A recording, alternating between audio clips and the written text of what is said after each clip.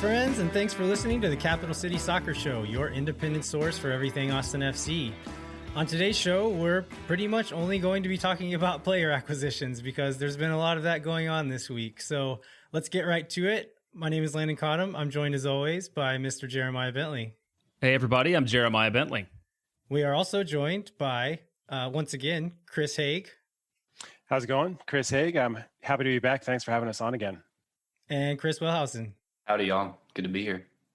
So let's talk about some players. So over the last few days, Austin FC has added 9 players to the roster, bringing it to a total of 11, which means we could field a real team at this point. We might have to move some guys around and play them a little out of position, but we could put a team on the field, which is weird. So we're going to go through all those players. Before we jump in and kind of digging into the details, what were y'all's impressions of your initial impressions of these signings, the trade window and the draft picks? Well, collectively, I think I said this originally, like I was not super excited about it because honestly, a lot of it was like they didn't pick the guys that I wanted them to pick when I went through my mock expansion drafts picks, and so somehow Claudio thinks he like knows more about soccer than I do. But Fool. Yeah, what's wrong? What's his deal? But I mean, clearly there's a plan, and they're putting together the pieces of the plan. I'm ready for the whole plan to come together. And while I appreciate seeing a little bit more of it now, I'm ready for it to be revealed. And I mean, the big thing for me is I'm still not sure where a lot of the goals are going to come from. So I'd be curious to hear what the rest of y'all think about that. Yeah, Chris, what were your initial reactions? Yeah, I'd say, well, I'm a teacher and I'm in the midst of a finals week, so I'm all in grading mode. So I would say, like, if I were to give this a grade so far, it's just an even B. Like, some things at first it didn't quite make sense, but like Jeremiah said, as you look at it a little more, you can see how it might fit into the bigger plan, the bigger picture. I think the criticism is, like, there hasn't really been a signing that has made me jump off the couch and get excited. Like, yes, that's awesome. But that's okay because we're going to need players that fill those other roles. Once we have more players, I think it'll all fit together a little better, and you'll see kind of what the reasoning is for these players. So, yeah, I feel fine about it. Not overly optimistic, not overly positive, I should say, or negative. Chris Wellhausen, any thoughts? Yeah, man. I mean, I think the big thing is, like, the big takeaways is damn, Claudio Reyna knows this league and this business. Because, like, when I've seen those price tags, especially on that half-day window, it's just like, this man is just twisting arms. Like, how is he pulling this off? That was a big takeaway. I think if Reyna wasn't our GM and Wolf wasn't our coach, it would be pretty average or below average. But knowing how that system's going to look and knowing the vision these guys got, when you really add it into context, I think it's a pretty strong window. And I'd say, too, that I think if other fans are feeling underwhelmed by it, if we had all 3 DPs before this week, I think you would look at it and be like, my God, that was really good work. But because we're still craving that, like, game-winning signing and those big names that are going to bring all the flash to it, it's easy to feel underwhelmed. But at the same time, like, you'll see Danny Husen score some bangers, just give it time. It's gonna come. I think it was a good one. Yeah, so Chris Wellhausen mentioned the money that was spent. I think that's something that stood out to me from the half-day trade window was it seems like we got some good deals for some proven, maybe not proven stars or proven starters for teams, but really good squad depth, really good rotational players who know this league, who we know what they are, right? Like, some of these guys, we know exactly what they're going to bring to the table. And I think maybe underpaid or got good value for several of them. So I think that's one thing that stood out to me from the half-day trade window. I guess let's wait and we'll talk a bit more about our reactions to the expansion draft whenever we get into that section of it. But I think we did get some good value for some of these players. Yeah, I just want to add in, though, that, like, no international slots used, which is massive. Yeah, so that's big. Is it? So do we have? Is it 6 or 8 that we have still available? 6 remaining. 6 remaining. Yeah. Okay. I guess because Cecilio and Rodney took up 2. Is that right? Right. Okay. Right. Cool. All right. Well, y'all want to jump in and get our hands dirty and talk about some players? Dude, I'm ready to get down and dirty. Let's do this. All right. So, Chris Wellhausen, you have been assigned Nick Lima. Tell us about Nick Lima. Well, y'all just clearly wanted to start it with the best one. Like, I'm going to be so bold to say I think this is the best signing we've made, like, full stop. But Nick Lima, right back from San Jose, we got for $500K in GAM, which is general allocation money for any of you who spend your time not following this league on an obsessive level like me. And, 26 years old, 100 caps for San Jose, has played minutes with the national team in which Josh Wolf, our head coach, was an assistant coach at the time. And it's worth noting when he did that, that's kind of when he really broke out, was when he got minutes with that national team and played under the system that will very much reflect ours and looked amazing. He's got 7 goals and 7 assists in 100 games for San Jose. And I can say after watching some clips of it, those 7 goals are all certified bangers. I mean, my Lord, the dude loves a shot from outside the box. Like, I'm so amped up about it. But he's a great signing. He makes a lot of sense. He's versatile. He can play both left and right back, even though he's more dominant on the right. And he's a player in his prime. And, I think the big takeaway with Lima is it's really hard to build a good defense in this league. And it's hard to find good fullbacks. And I think in Wolf's system, I feel really confident he could be a top 3 fullback in the league when he's really fit into a system that works for him. Because you got to think, like, being a defender at San Jose is like trying to constantly put out a dumpster fire because they're just constantly moving, man marking. Like, it's just chaos control, So I feel really good about him. I agree with you there. I think this is I think the only player we've signed so far that is, well, I would put him and Cecilio in this category. I think both of them are going to be like pretty good players in this league. Lima, I'd say, is like, I think you're right. I think he is a very good fullback in MLS. I think Cecilio will be in that same category, like guys that we know that we can depend on in that first season for sure.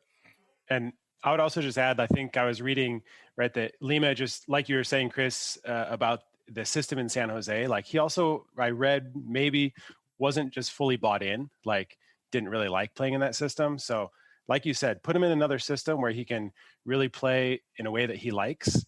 And I think he'll do well. Absolutely. All right. Any other thoughts on Nick Lima before we move on? Just brace yourself for all the bangers. That's all I have to say. Like nonstop. I do think there's like a certain type of goal that can only be scored by a fullback. Yeah, and Nick Lima is got a PhD in the goal you're describing. I swear to God. I was like watching those videos late last night and was like, I guess I'm not sleeping now because I'm hyped up. All right. Next player we're going to talk about is Ulysses Segura. That's Jeremiah. Jeremiah, who's Ulysses Segura? He's a versatile midfielder, which I think is something that we'll hear a lot about. We heard them talk about versatility and flexibility a lot leading up to the selections. We heard them talk about it when they talked about it, a lot of players. But yeah, he can play both box to box and in the flank. He is from Costa Rica, which the same as Segura, and I believe they both came over on both came to MLS in the same year from Saprissa. We got Cascante, you mean? Oh shoot, yes, Cascante. What did I say? You said Segura again. Segura and Segura. Yeah, those two guys. He shares a hometown with my neighbor across the street, which I cannot even begin to pronounce. So I'm not even going to try. Starts with the G. He played for DC United. We got him for $150,000 in GAM. He was a pretty regular contributor over the last couple of years.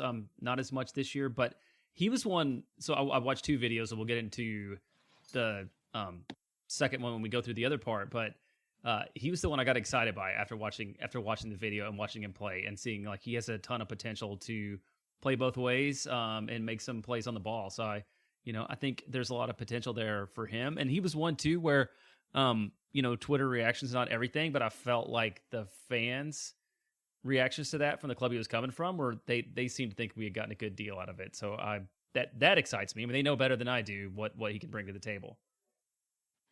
Yeah, I think Segura, like you said, versatility seems to be kind of the name of the game with a lot of these guys. And yeah, I think he was the one that I read that had played in like 8 or 9 different positions, like everywhere but center back, essentially. And so, yeah, I think he's probably not going to be a guy that we're counting on to start, but a really good, solid bench player to have on the team. Just, good, solid presence just for squad depth. Yeah, and he did start 40 out of 66 games in DC over 3 years. So there's potential there to do it. Certainly right now, when we only have 11, he would be in our first 11. All right. Any other thoughts on Segura? Nope. Cool. All right. Let's move on to the next one. Ben Sweat, Chris Haig. That's you. Yeah, so Ben Sweat is a 29-year-old left back joining the team from Inter Miami. He can also play center back, kind of when in a pinch, but I think mostly would like to see him stay at left back. And as in terms of left backs in the league, I'd say he's good, maybe not great. He's not an elite level across the league, but he's a good left back for sure. But I think the biggest thing for him is just the value, right? He was bought from Inter Miami for only $100,000 in GAM. He has a pretty reasonable salary, at least in 2019. He was earning $200,000 a year. So it's good to see, we're not spending a lot of money, but there's a starter right there who can come in and start at left back. He also played at NYCFC before Inter Miami. So he was signed there by Reyna in 2017. So there's a connection there. Reyna kind of knows what he's all about. And then he was the first pick in last year's expansion draft, and then went to Miami and started 20 games there this year. And I think kind of looking at the way he plays, he's got pretty good pace, good defender, but he also likes to get forward and help out in the attack, which I think is something good to see. And I think that fits into the way that Claudio and Josh want to play, getting forward, sending balls into the box. I think that's something that he'll do well. And then the last thing that I would say just about what Josh and Claudio have said about kind of the players they're looking for, they've talked numerous times about the climate, right? And looking for players that'll do well in Texas heat. And Ben Sweat is actually from Florida, obviously played at Inter Miami. He played college soccer at University of South Florida. So I think he's going to be like very accustomed to this heat, and he'll adapt pretty well.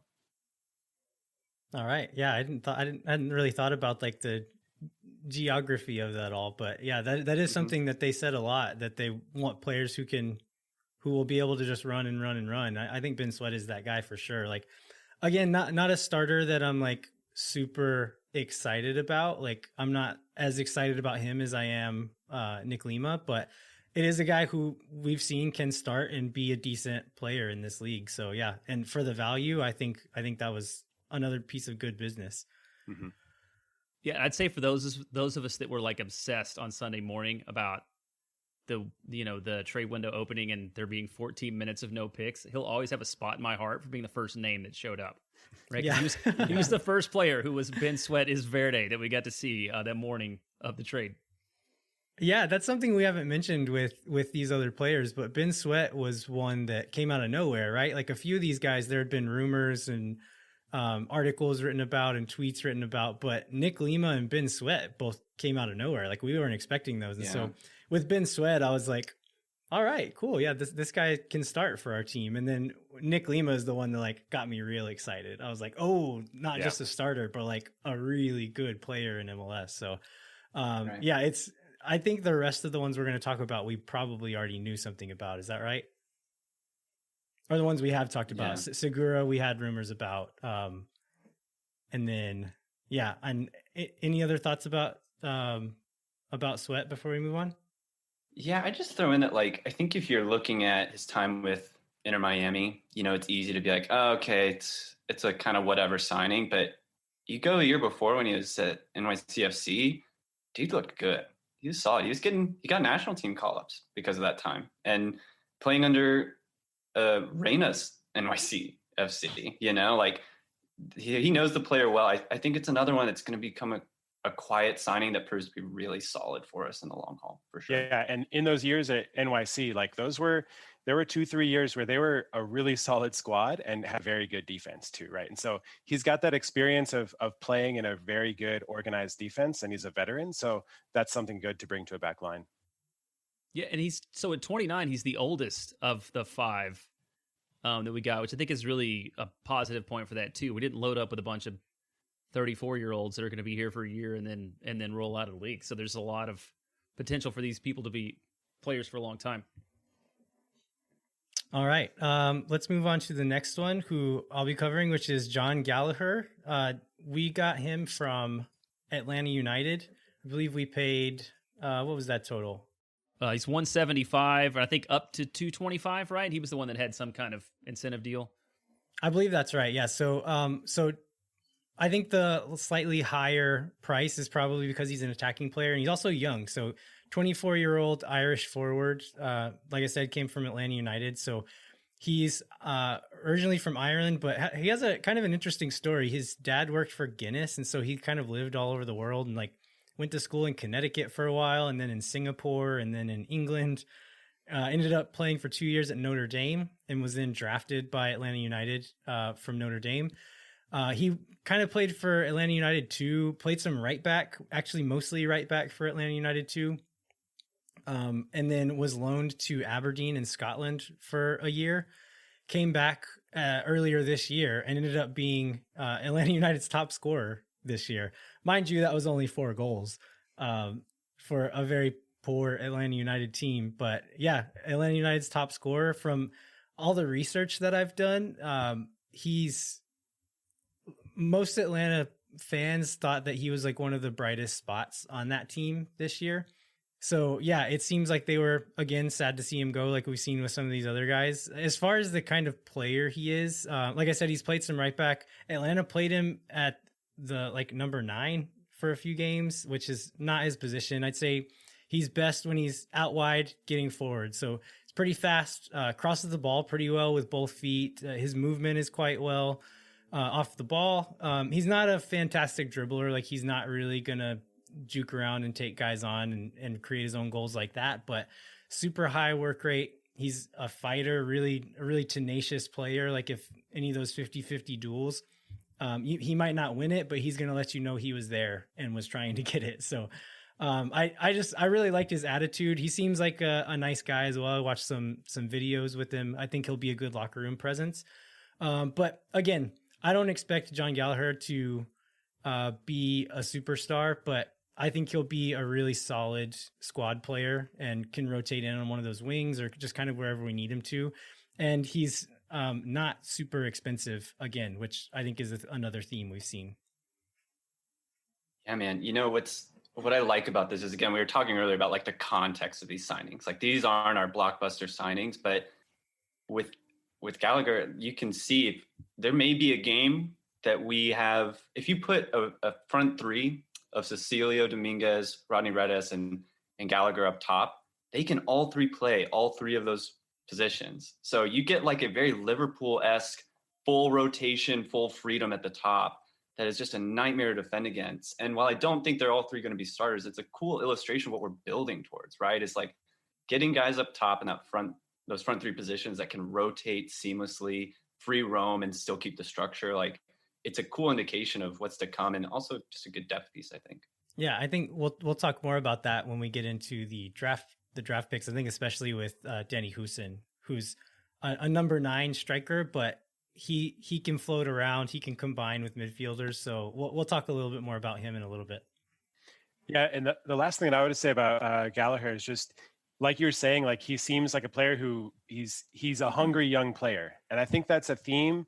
If we look at some of these younger players, like as fans, we don't really get to know what their personalities are like or you know who they are. But it sounds like from what Claudio said is that these younger players they're trying to get are hungry. They want playing time. They're going to compete for minutes. And that's only good for the culture of the club, right? Because if you bring in other players who are a little bit older, they don't have a guaranteed spot. They've got to work hard because there are these younger players who are talented, but they're going to fight for that, fight for playing time too. So I think that's a positive thing as well. Yeah. So that reminds me of something else is like Gallagher he's had to fight for every minute he's gotten so far. So I think he finished like kind of his youth age career in England and was not really like at a place yet where he was going to go and be impactful at a high level English team. And so I think that's when he decided to go over to Notre Dame and play college soccer. and he's traveled literally all over the world to be able to get minutes and to improve and to grow. And so I think you're right. I think he is really hungry and wants to prove himself and really wants to grow and be part of something bigger. So I think he'll be a really good a good squad depth that is going to push the people in front of him, because he's not going to just sit back and relax. He's going to be fighting for those minutes. I do hope that they got some sunscreen for that boy, though, because in that announcement pic, So red, he man. was looking so red. I was just like, oh, this is gonna, like, I know you can run, but can you lather up, my guy? Like, this is gonna be a lot. Yeah, I was like Miami, Costa Rica, Ireland. Like, one of these doesn't really fit. All right. So the last one we'll just touch on briefly, because this is one of the ones we had rumors about. So we covered him on the last episode, which is Julio Cascante.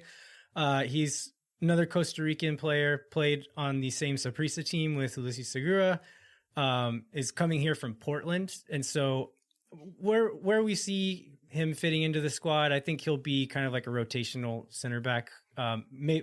Could challenge for a starting spot, definitely, but I really feel like we're going to have at least one more like nailed on starter at center back come in, and then another person. I've heard rumors of maybe Matt Beasler being brought in if he's healthy enough, because he's a free agent. So maybe Matt Beasler and Cascante could kind of fight over that starter. Chris Wellhausen seems sad about that one. But Matt Beasler, if you're listening, you don't need to come here if you decide not to. Anyway, they could bring in someone, and maybe Cascante and the other person would be fighting over that second spot or rotating in and out. And then we'll have like our Walker Zimmerman or our whoever it's going to be, who's like, this is the starter, and the other guys kind of rotate in and out. But one more thing that I wanted to mention about Cascante is I think we theorized about why he was chosen on the last episode. And what I thought was because of his ability on the ball. And so during the press conference later that day after the half day trade window, I asked Claudio that, it's essentially what was it about Cascante that interested you guys? And one of the things he brought up was his ability to kind of start that transition and be an offensive player, not just a defender. And so I think that's another thing that we'll probably be seeing in our defenders is you see it with Lima. Ben Sweat is solid moving forward as well. So I think with our other center back, you'll probably be seeing guys who can carry the ball forward a little bit and are comfortable doing that. So that's all the traded players. I think overall decent haul. Like, we didn't spend a ton of money. The total was 1.175 million, probably 2 starters out of those trades, and then several solid squad depth options. But I think overall I'm pretty pleased with it. Me too. I agree. I think it was a good haul. All right. Well, I think we will take a quick break, and then we'll be back to go through the expansion draft and the 4 players we got in that. So we'll be right back.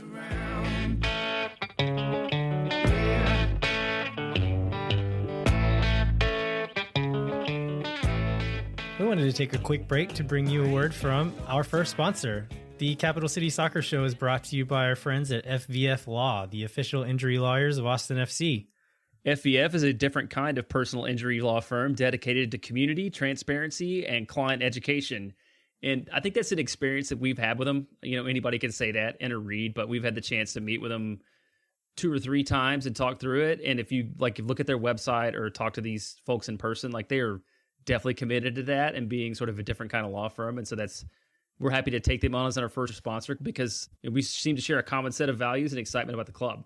Yeah, absolutely agree. I think there's we wouldn't have agreed to bring on a law firm as just any law firm as a sponsor, but like Jeremiah said, we got to meet these people. We trust them. We think they're doing really good work, and so we're very happy to have them as our first sponsor. So listeners, to find out more about what makes FVF different and why understanding your legal options can dramatically change the outcome of a case, visit fvf.law.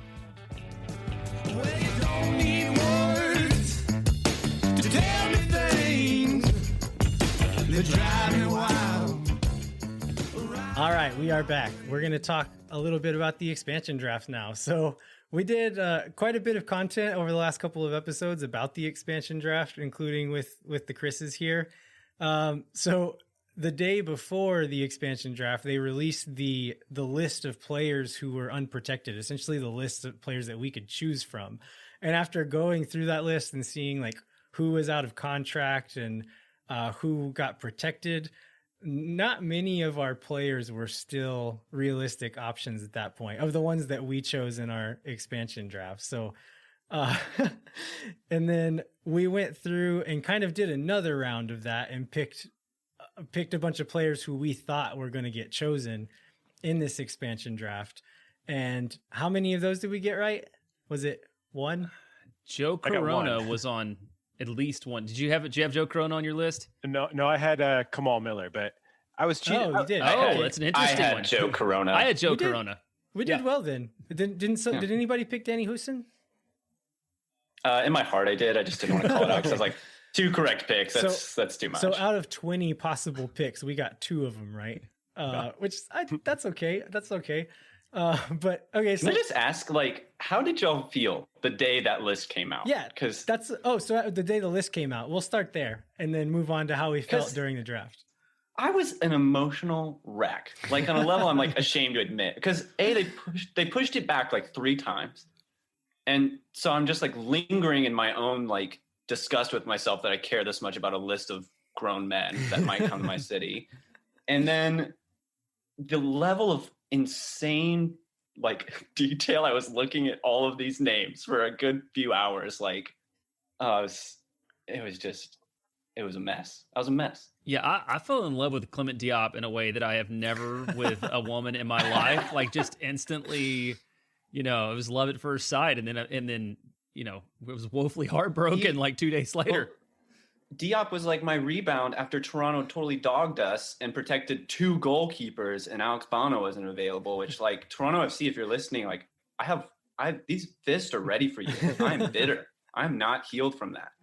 Yeah, so Toronto protected 2 keepers, and then Red Bulls protected no keepers. They like both of their like semi-starting keepers were available, and so yeah, I was like almost positive we were going to take a starting goalkeeper, which I don't think we did, and then I was also almost positive we were going to take either Uri Rosell or Tesho Akindele from Orlando, and we didn't do either of those things either. Yeah. This league stresses me out, man. But I would also say when that list came out, I printed it out. And like we were saying, we kind of looked through and we're looking like which players are going to be free agents. So I just printed it out. And then I looked at the other list of out of contract players, option declined players. And I just crossed all of those players out. And once I did that, I thought, okay, there's not that much left. Like, and I was left thinking like, I have no idea what's going to happen, but that's pretty accurate for the way I feel about this league, right? This is an unpredictable league, and that's part of the beauty of it.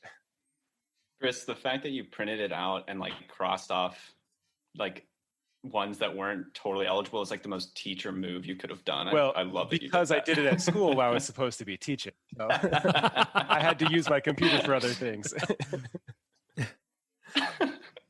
Yeah, so as the draft started, what was the order? Do we have these in order here, Jeremiah? No, we have them in order of how we assign them to ourselves. Okay.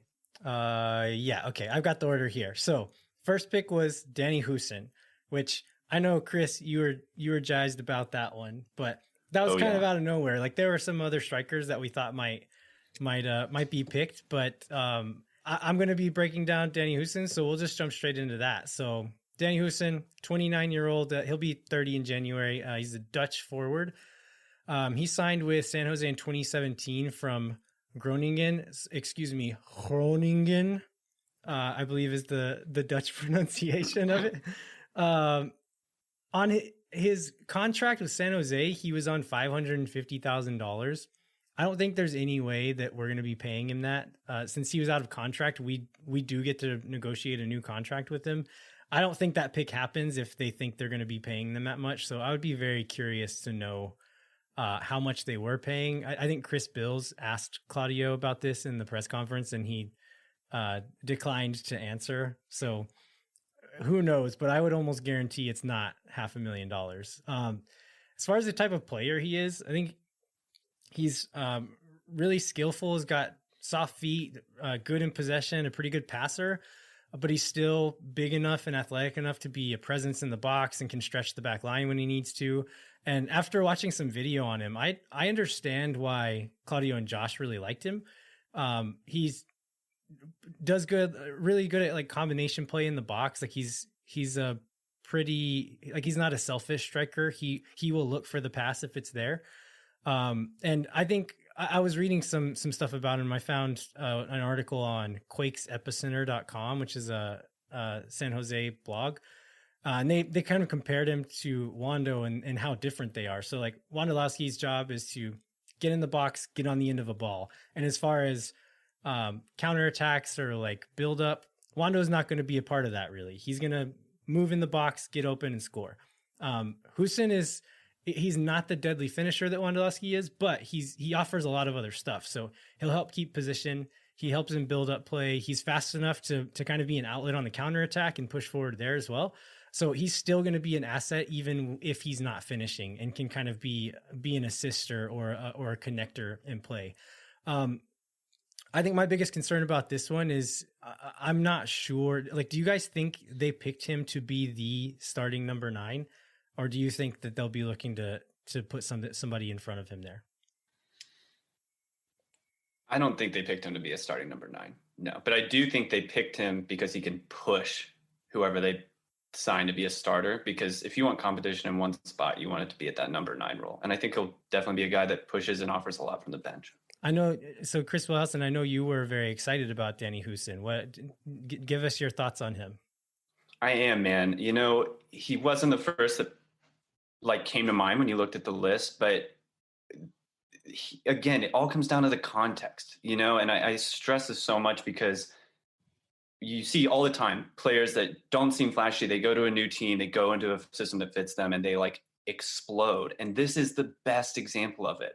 You know, if you want to understand what Wolf's system looks like, look at the Columbus Crew under Greg Berhalter, where Wolf was an assistant coach.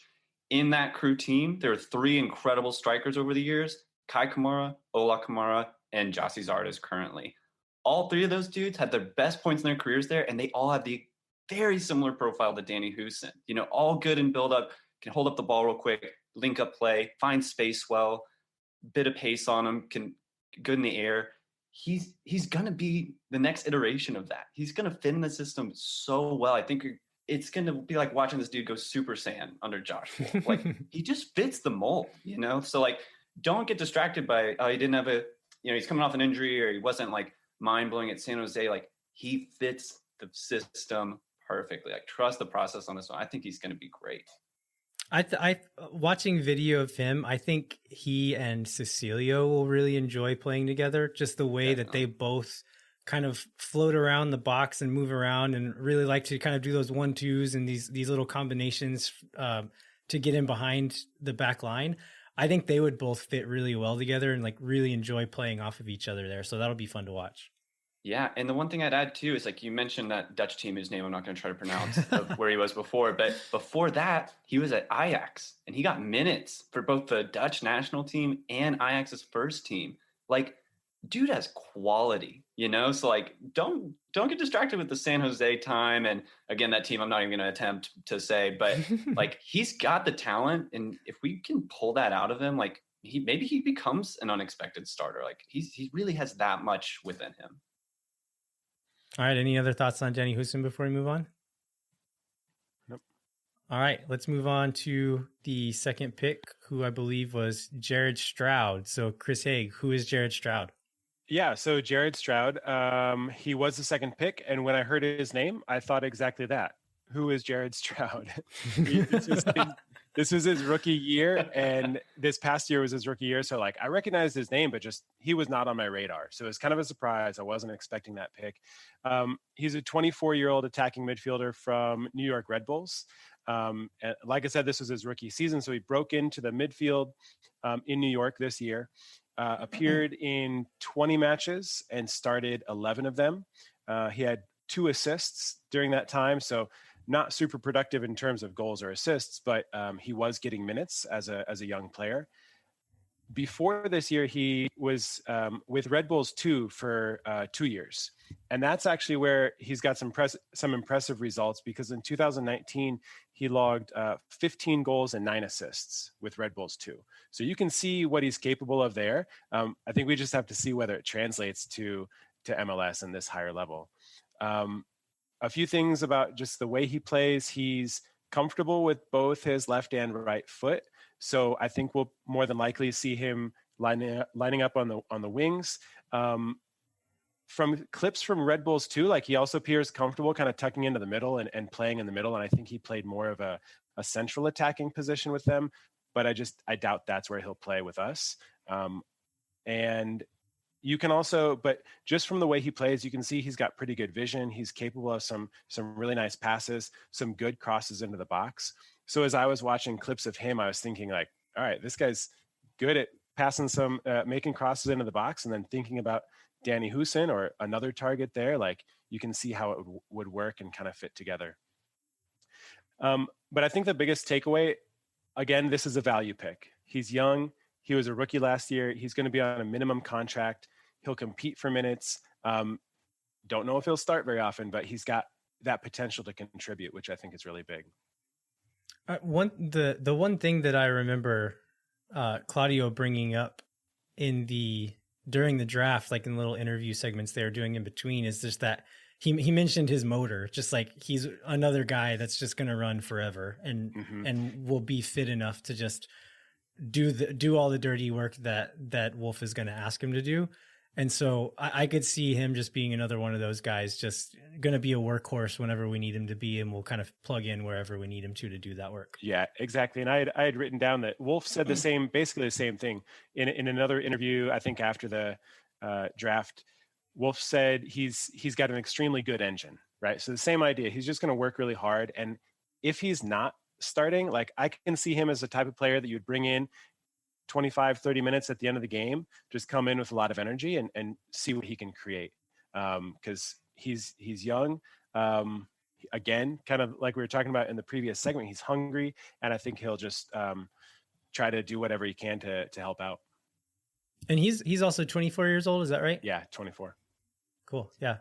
I think this is the point in the draft where I decided to let go of all expectations and just kind of go on a ride with wherever Claudio wanted to take me. We did different reactions then, because I was like, what the hell is going on? Who is this? Yeah. All right, let's go on to pick number 3, which was goalkeeper Brady Scott. I believe that's you, Chris Wilhausen. Oh, you talking about Scott's Tots? Yeah, got him. Yeah. He was the youngest signing we've made at 21 years old, or from the expansion draft at least. I think Redis is younger than him by a year, but 21-year-old goalkeeper from Nashville, largely a reserve goalkeeper at Nashville. Really high ceiling. It's kind of the story of this pick. For anyone who's like, is this going to be our starting goalkeeper? No, but what Wolf said about him was he's someone that can push to be that. You know, they said they want 3 keepers that could all make a case for being starters. I think he's just the youth side of those 3. But past this time with Nashville, he spent some time in Germany with Cologne. Again, largely reserved there, came back, played in the USL for Sacramento, then went to Nashville. I think this is like, let's not beat around the bush, like the most underwhelming and kind of surprising signing from the day. But let me break this down for you. And shout out to Taylor Rudolph, because we were texting during the draft or after the draft, and he dropped the most like private investigator hot take I've ever seen. I just like have to read y'all this stuff. So if you're unhyped about Brady Scott, just like buckle up for this. So comparison to our current national team goalkeeper, Zach Steffen, both players went to the 3rd division in Germany, came back, played for a USL team, and then went their way to MLS. At 21 years old, both players were valued at $110K exactly. At 21 years old, they both had exactly 13 caps for the US under 20 national team. And basically, Taylor has like now convinced me this is the second coming of Zach Steffen. And whether that turns out to be true or not, it's a good illustration that like this guy may feel underwhelming and like not make a lot of sense right now, but he's had the same trajectory by this age as the best goalkeeper in a country known for goalkeepers. Like, he could end up being a great signing. And both ended up playing under Josh Wolf at the age of 21.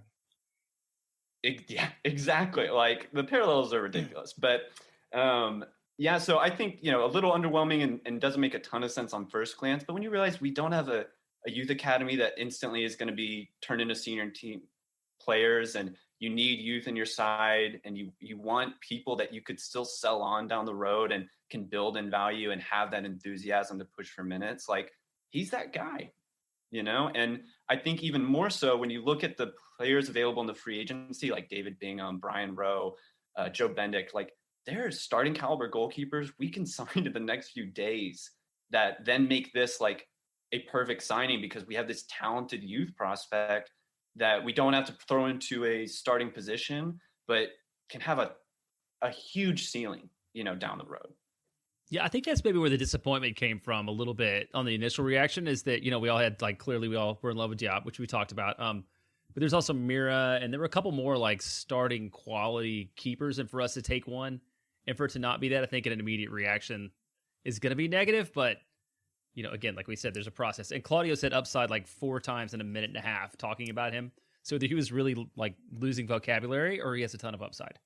Yeah, I think to expand on that, like, we could take this starting keeper in the draft and sign them, or we could, like, if we were going to go out and buy a 21-year-old goalkeeper with a bunch of potential, it probably would have cost more than what, like, it would have cost some money, right? And so we got this kid for free.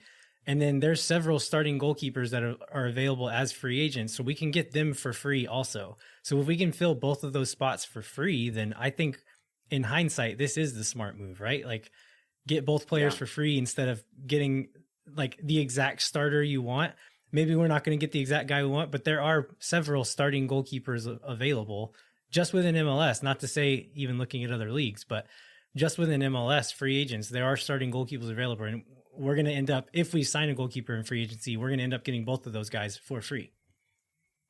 Right. And I think that's a great context, because when you say there's a lot of starting caliber goalkeepers available in free agency, like, those are all like 30-year-old goalkeepers. There's not a lot of promising 21-year-olds in the free agent market. So, like, I think when you throw that understanding into the mix, it's like, yeah, maybe that is why we get the free pick for the young promising kid, and then we go sweep up a experienced 30-year-old in the free agency. And I think you've got to have that backup keeper. And I think it's important to know who that keeper is and have a little bit of trust. And Claudio mentioned that he's known this player for a long time. Like, he knew him earlier in his youth playing days. And I think, you never know when you're going to have to use your backup keeper. And so you want to have somebody that is talented and can hopefully do well, because we saw that in Minnesota this year, right? With Dane St. Clair coming in, and a young keeper, and actually did pretty well. So you just want to, we know we're going to have a backup. So why not a young guy like him who we can put a little bit of trust in if needed, and just see what happens as he develops. That quote from Claudio that you just mentioned sounds like it was inspired by a question from a very intelligent and handsome podcaster. I'm sure it was. Yeah, I think during the thing, a little bit disappointing, but in hindsight, I think, yeah, pretty good so far. Let's move on to the last pick, or not the last pick that we kept, which was Joe Corona, and I believe that's you, Jeremiah. Yeah, midfielder Joe Corona from LA Galaxy, probably the person who's most well known, just general name wise, because of time with the national team. He's also he's 30, so he's the oldest guy on the team right now, right? Like, he's the grandpa of the team, I believe. He's the only. Everybody else is 29 or under. Right.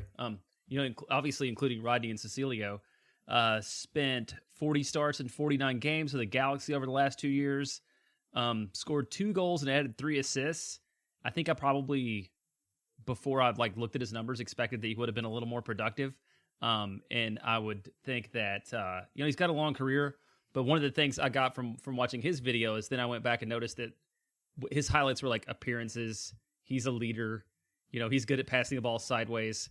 He's a steady part of the of the club, but I'm probably not as excited about him as I would think just from looking at his name after watching the video and read a little bit more about him. I remember like Josh's stuff is all like, he's a nice guy and he's like a locker room leader and he's really smart, and sure, he's not that pretty, but it's just, but I mean, you gotta have that kind of player, and I mean, think it was probably a decent value for that. Wellhausen looks offended by my characterization of him. I So don't go for it. know if you're like a big time Dos Equis fan or something hating on Corona over here, but he's a good pick. Like I profoundly disagree with you in your like tone right now.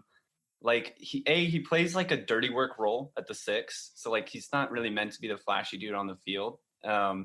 But he's a good distributor. He's going to set the tempo, and he's also got a good presence in the air. I think if you look at those goals he scores, a lot of them are headers in and around the box, which is a valuable thing to have. But I would not be mad if he ends up being our starting number 6. Like he's got that steadiness about him. Also won a title in Liga MX with Cecilio at Club America.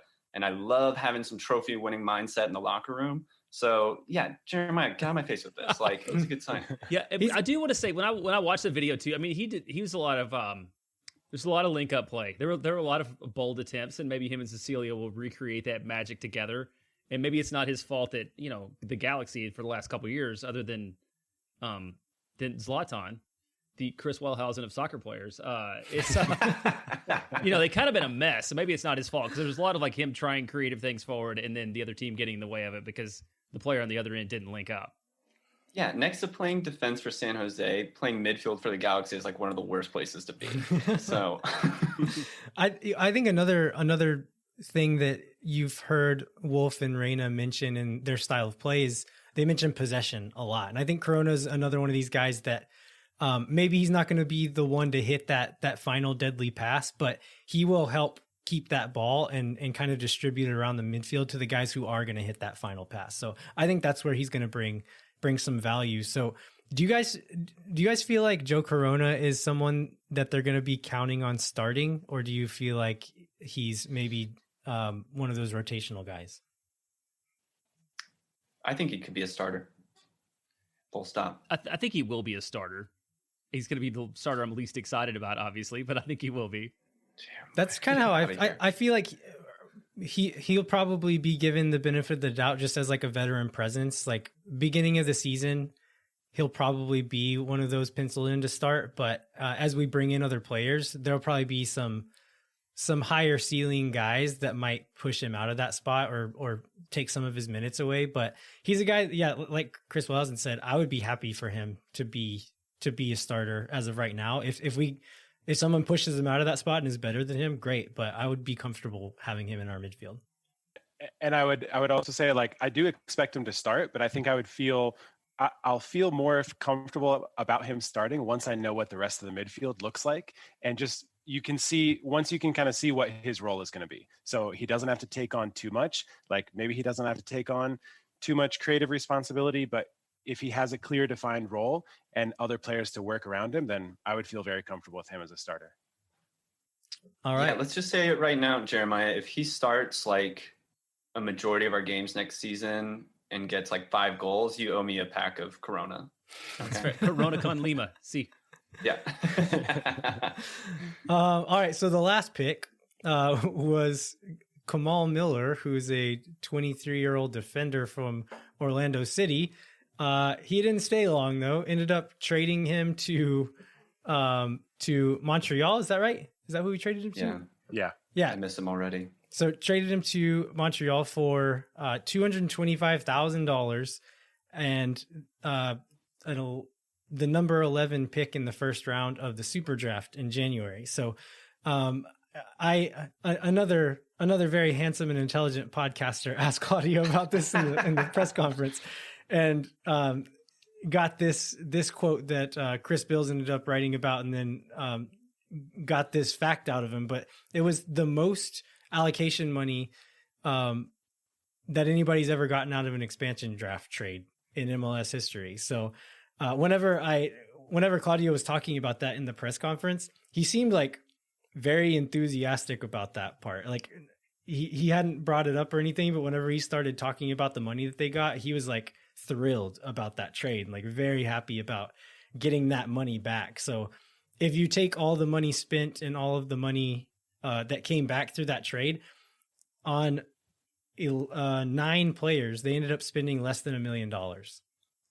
And so I think as far as the value of all of this goes, I think that was a really good value. But were you guys disappointed to see Miller get traded? Would you have liked to see him stay on the team? I had read about him a little bit. I mean, he was one that I had like picked in my 5 after the list came out. I may or may have not been like influenced a little bit about some things people had shared on Twitter. But he's a player that I would have been happy to have because he's a young, talented defender, and he's also like rising in value. Like he's kind of come onto the scene, and you never know where he could end up, sort of. So I would have been satisfied if he had stayed, but also it's good to get that money back, and I'm sure they have plans with where they're going to use it. All right. So looking back at all of these picks, Chris Haig, you mentioned the grade that you were given. You said a solid B. I think a lot of that is like context, right? Like I feel like we need to see what they're going to do on their final project before we give them their overall grade. So keeping that in mind, like how do you guys feel about all of these trades and picks that we've made? I mean, overall, I feel good. You know, I really think context is the key here. And like, I'm so sorry for everyone sick of me saying that word, but it's true. And you mentioned like 9 players for less than $1 million. Like the biggest obstacle I hear people talk about with expansion teams is you have to fill a full roster, which is a ton of money. It is very hard to do. Like that is a ton of talent and recruiting to do, to get 9 guys that are all positive, you know, whether they're all starters, doesn't matter. They're all positive signings that every fan I saw from the other teams were upset that we got them, which does a lot. Like for that price, like that's good business. And then when January opens up, we start spending all that TAM money, which we haven't even touched yet. Get those other 2 DPs. Like I think you're going to look back and realize like, wow, we've got some really good depth here. So yeah, I think overall it's good. Yeah, and I would echo that if it ends up being depth, it's all good. Because I think in terms of age, hunger, value, and flexibility, like they got a ton of that. And there's not a lot of dead money, and there's not a lot of, overwrought veterans. And I just hope, I was ready to see the big names. Yeah, sure. I would say I'm not super...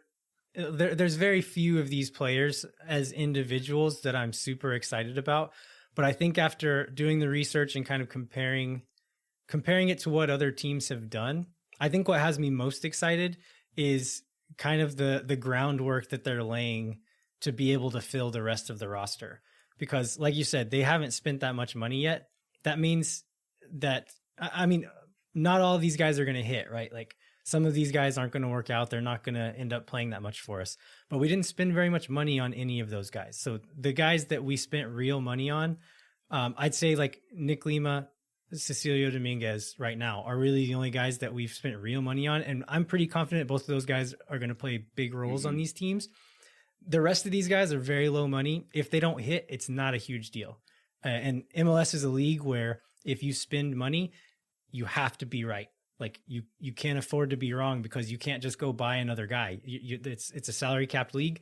So you have to be right on these things. And I feel like they're lining themselves up to be in a really good position to fill these really important roles and be able to spend that money.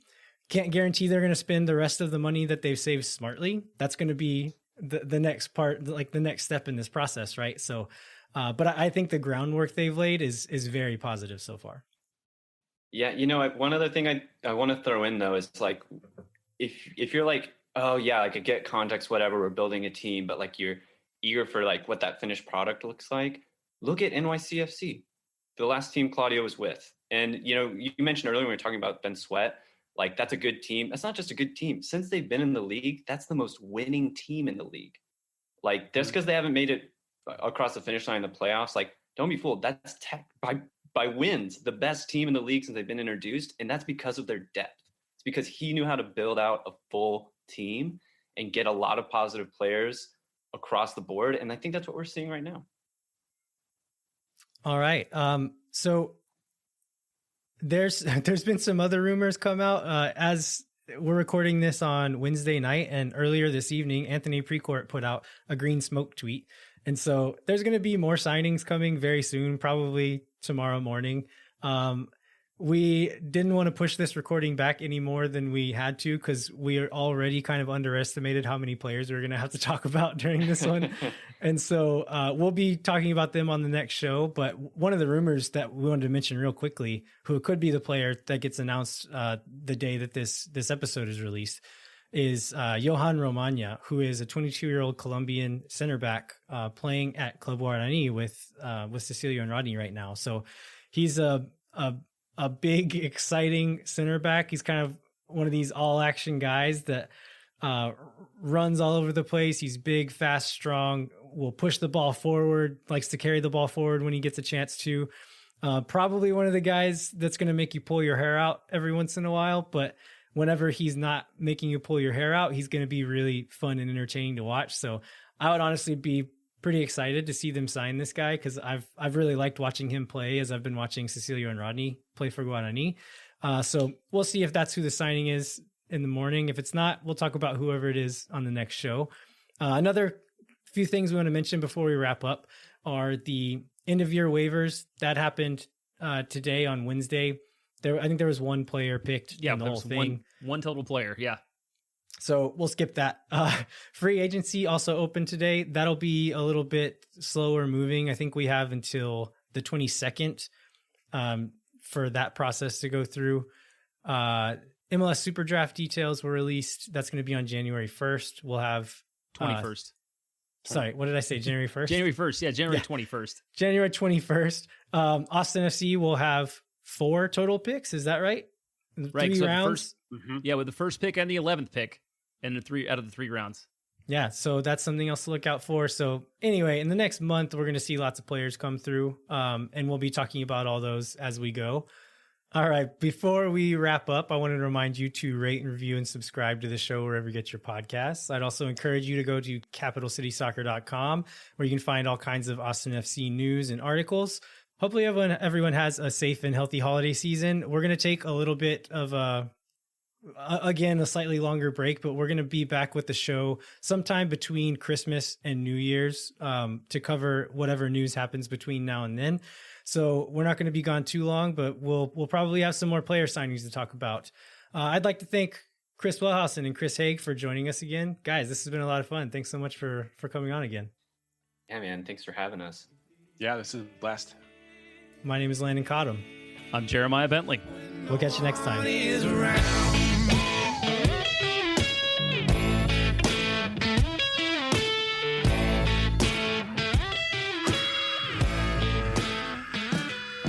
And then can you also share what Tom Bogert said about your cap on that Sunday call while you're asking the question? I believe he said it was fucking dope. And it was. He was right. It's beautiful. Yeah, it is fucking dope. That's one of my proudest MLS moments, is that Tom Bogert liked my hat. So thanks, Tom, if you're listening. He's not listening.